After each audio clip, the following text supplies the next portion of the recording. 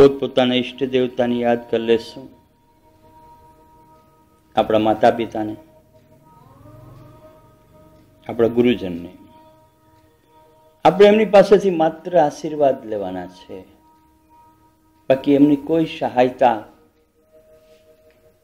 આપણે માંગવાની નથી. કારણ ઓલરેડી ઘણું બધું આપણા જીવનમાં એને આપી દીધું છે, અને એ જે આપી દીધું છે ને એનો આપણે વિકાસ કરવાનો છે, એને જાગૃત કરવાનું છે. अपनी सोई हुई शक्तियों को आज जगाना है. अपने भीतर जो भी माता के गर्भ में हम थे, उसी वक्त परमात्मा ने जो शक्तियां दी है उसका अभी तक हम लाभ उठा ही नहीं पा रहे. पता ही नहीं था हमें कि हमारे भीतर जो शक्तियां पड़ी है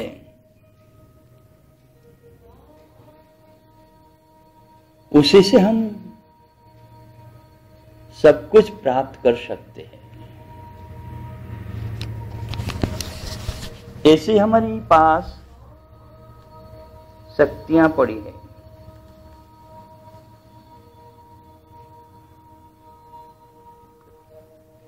उसे हम जगाएंगे. जो हिप्नोटिक हुकार प्राणायाम किया ना, उसके बाद हम ध्यान करते हैं तो ध्यान की गहराइयों तक पहुंच जाते हैं.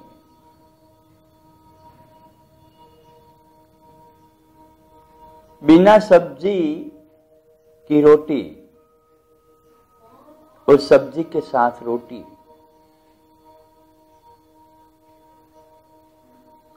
उसमें कुछ और ही मजा है. हाँ, ध्यान करेंगे तो लगेगा कि हम ध्यान कर रहे हैं, लेकिन ध्यान करने का आनंद, शांति, सुख, ऐश्वर्य जो हमें मिलना चाहिए, जिसका तुरंत हमें अनुभव होना चाहिए,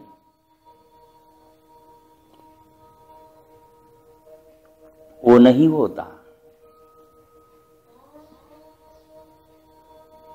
इसीलिए हम बार बार कहते हैं कि यदि ध्यान करना है तो किसी भी एक प्राणायाम को पकड़ लो, 10-15 मिनट प्राणायाम कर लो और फिर घंटों तक आप ध्यान कीजिए. ध्यान से बाहर निकलने की इच्छा ही नहीं होगी. जहां तक डूबे रहना है वहां तक आप डूबे रहेंगे. कितना भी वक्त गुजर जाएगा लेकिन आपका मन कभी अशांत नहीं होगा. शांति ही शांति का अनुभव होगा. जिस परमात्मा के ध्यान में हम डूबे रहते हैं या अपने आप के ध्यान में डूबे रहते हैं, तो वहीं से सुख शांति का अनुभव होने शुरू हो जाता है.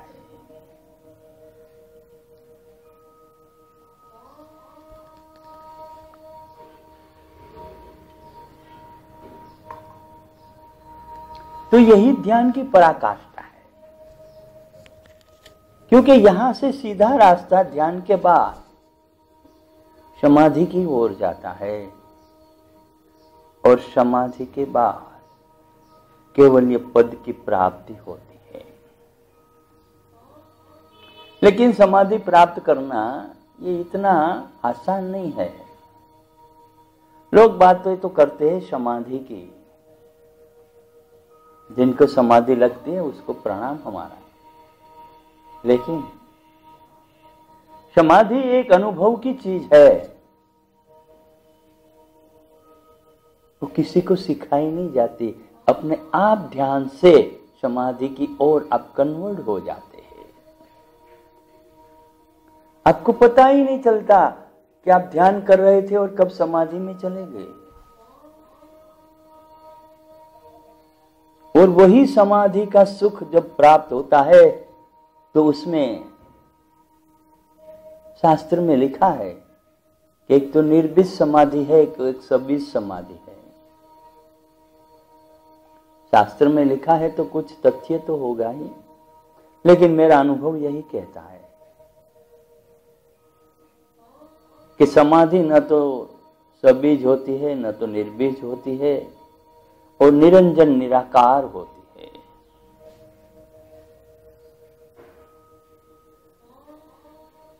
जिसकी कोई कल्पना हम कर ही नहीं पाते, क्योंकि उसमें जो सुख मिलता है ना, वो हमारा और परमात्मा का मिलन का सुख होता है। उसमें कोई आकार नहीं होता। हमारे विचार परमात्मा जैसे विचार हो जाते हैं, हमारा कार्य परमात्मा जैसा कार्य हो जाता है।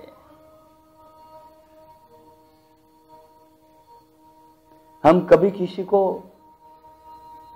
दुख नहीं पहुंचा पाते, क्योंकि परमात्मा कभी किसी को दुखी करता ही नहीं है। लेकिन कोई यदि अपने कर्म के कारण दुखी होता है तो परमात्मा भी हेल्पलेस होता है। वो वही संदेश देता है जो उसने गीता में दिया है कि भाई कर्म करो।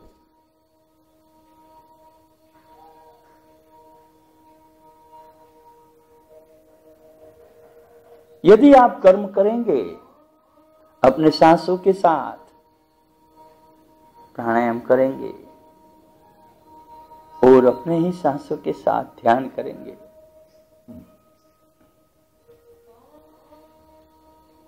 तो आप दूसरों को मदद करने की सोचेंगे तो उसको आप मदद भी करेंगे, लेकिन उसका भला उसे खुद को ही करना पड़ेगा। आप तो कुछ वक्त काटने का उसको अवसर मिल जाए इतनी आप मदद कर सकते हैं, लेकिन ज्यादा मदद तो वो खुद की ही करनी पड़ेगी। कवि प्रदीप ने बहुत अच्छा भजन लिखा था, गाने में सुनने में बहुत अच्छा है, लेकिन सारी दुनिया यही रास्ते पर चलती है, लेकिन मैं उस रास्ते से कुछ अलग बात बताने जा रहा हूं। कवि प्रदीप ने लिखा था, वो इसी समाज के लिए लिखा था, और यही समाज इसी तरह से चलता है। हर किसी की सोच एक तरह से नहीं होती, अलग अलग होती है। जैसे मेरी सोच अलग है। तो उसने उस गीत की प्रथम पंक्ति में लिखा था कि दूसरों का दुखड़ा दूर करने वाले तेरे दुख दूर करेंगे राम। किए जा भलाई का काम, तेरे सब काम करेंगे भगवान। देखो, बहुत अच्छी बात बताई है, लेकिन वो आलसी लोगों के लिए है कि हम दूसरों के बारे में, दूसरों को तो मदद कर लेंगे, लेकिन अपनी मदद हम नहीं करेंगे, क्योंकि वो हमारी मदद भगवान करेगा, ऐसा हम सोचते हैं। वो आलसी लोगों का काम है। क्यों हम भगवान से मदद मांगे? क्या उसने हमें कुछ कम दिया है? और जो कुछ भी दिया है उसी को तो हम संभाल नहीं पाते, और लेके क्या करेंगे? ये शरीर हमको दिया था, तो इस शरीर में कई प्रकार की बीमारियां, कई प्रकार की समस्याएं, कई प्रकार के दुख हमारे जीवन में आते, तो इस शरीर को हम संभाल नहीं पाते।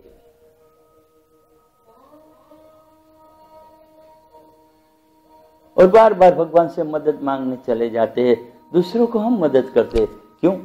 दूसरों को भगवान मदद नहीं करेगा क्या? क्या आपने ठेका ले रखा है कि आप ही उसे मदद करोगे और आपकी मदद भगवान करेगा? ये डायरेक्ट जो होना चाहिए वो इनडायरेक्ट क्यों आप कर रहे हैं? क्योंकि आपसे ज्यादा यदि उसको मिल गया तो आपको जलन हो रही है क्या?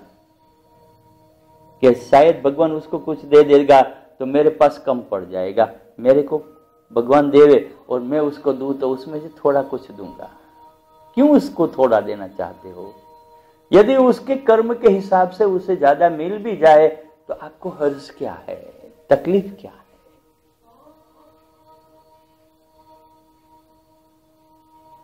तो आपको जो कुछ भी किसी का भला करना है तो परमात्मा को बोल दो कि मैं तो मेरा भला कर लूंगा या कर लूंगी, लेकिन आप इस आदमी को मदद करना प्रभु।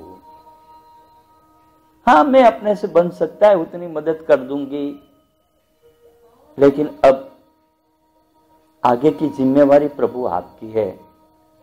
मैं आपसे कुछ नहीं मांगूंगा, मांगूंगा तो इतना ही मांगूंगा कि प्रभु आप उसे मदद करो।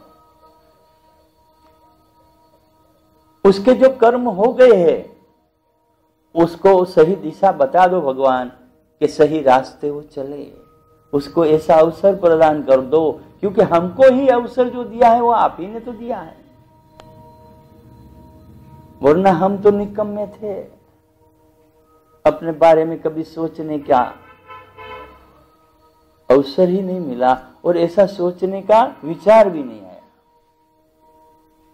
ये तो भला हो तेरा प्रभु कि हम योग में पहुंच गए और हम अपने आप को पहचानने की शुरुआत कर रहे हैं, अपने आप को जानने की शुरुआत कर रहे हैं प्रभु।